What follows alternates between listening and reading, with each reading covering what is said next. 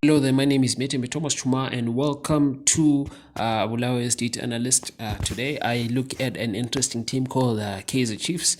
Kaizer Chiefs is a team that finished, I think it was fifth or sixth in the South African Premier League in the season of 2022-2023. So what we do notice is that this team is probably one of the biggest teams in South Africa, if not the biggest, and they've got a lot of potential to perform much better than they have. So in this video, I wanted to look and analyze as to what really influences their performance to be not as good and how they can improve going forward.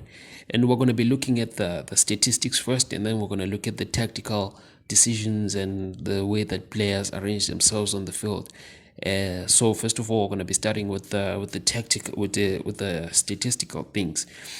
When we review how they played in the season, they managed to collect 44 points, and they got 21 points from home games and 23 points from away games.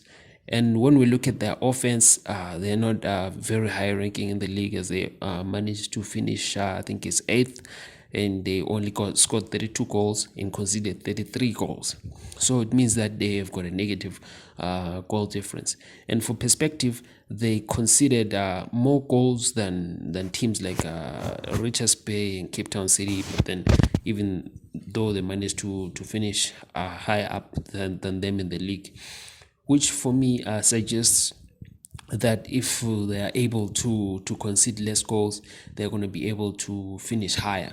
And I think that's the primary focus, where everything should be focused onto how this team can concede less goals. So we look at their statistics for when they are defending the lead, and when they are with the goals that gave the lead to their opponents. It's very high, about 69% when they are defending, when they are leading when they defend the lead, and it's like 29% the equalizing rate, which this is about the number of goals that they scored to equalize. So non-crucial goals that they conceded are also very high, and non-crucial goals that they scored are also very high. And I think this is an indication that the defense of the team needs to improve. You can even tell when you're looking at the conceding rates. 67% of the games that they play, they concede, and they also conceded a very high rate in the first half. So if you are not able to defend your goal properly in the first half, and you concede in the first half, you're going to have a very difficult time to win the game. So that's all that we can look at. But I also wanted to comment on the discipline of the players. As you can see, that Kaizer Chiefs has got 53 yellow cards in the season, and this is like the second highest or the third highest. And I think this is a bad indication of the control and the. So when we're looking at the video of the video review of how Kaizer Chiefs generally plays, something that is gonna pop up more and more often is the fact that their defensive midfielders do not have a very intuitive style of defending. I don't think they assist very well in the defending process, because when they play against teams which are really fast, they leave a lot of space in the middle between the defenders and themselves, and this allows for the opponents to take advantage of this. They're easily able to field players between that gap, and that makes them concede a lot of goals. Adding on to this, we also find that their fullbacks, they're not quite useful when it comes to helping in the defense. They are often attacked a lot in counter-attack situations, and you find it's a scenario where it's 3 versus 3 or 3 versus 2 with the one of the fullbacks missing. This is not a problem, because if you attack a lot and you're using your fullbacks to attack, you need to at least have 1 or 2 defensive midfielders helping out at the back, and this team has got none of that. The other thing which is also interesting is that I feel like the center backs of this team generally do not have a great awareness of what's around them, and it shows in the aerial goals that they concede. They do not have that commanding presence, and they do not have those strong center backs who can control and have got great intelligence in the box, because that's primarily where we tend to notice.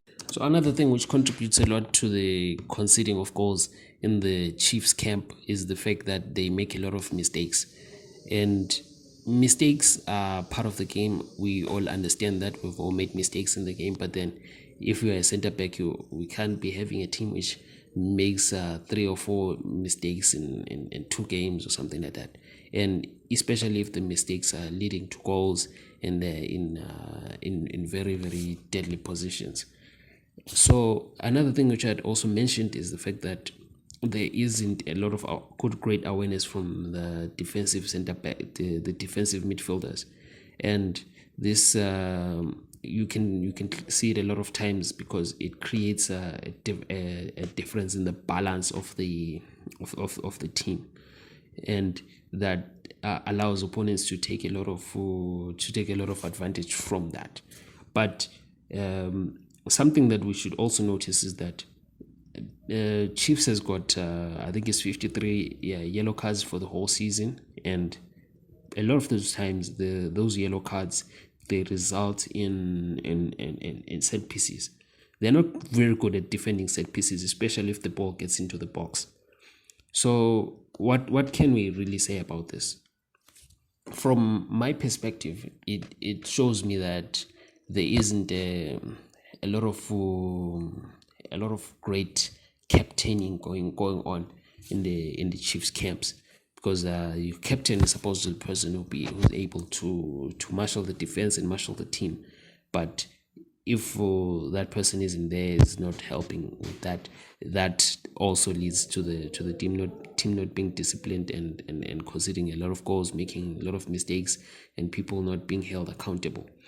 So it all ties in together, because if you have center backs which are out of position and playing very unintelligently, they are gonna be rushing into challenges, and they're gonna be conceding free kicks, which give opponents advantage. So now we look at the attack, because some people say that a great offense is a very, very good, a great defense is a very, very good attack. Kaizer Chiefs is one of those teams which generally tend to sit in deep and then wait for the counter attacks.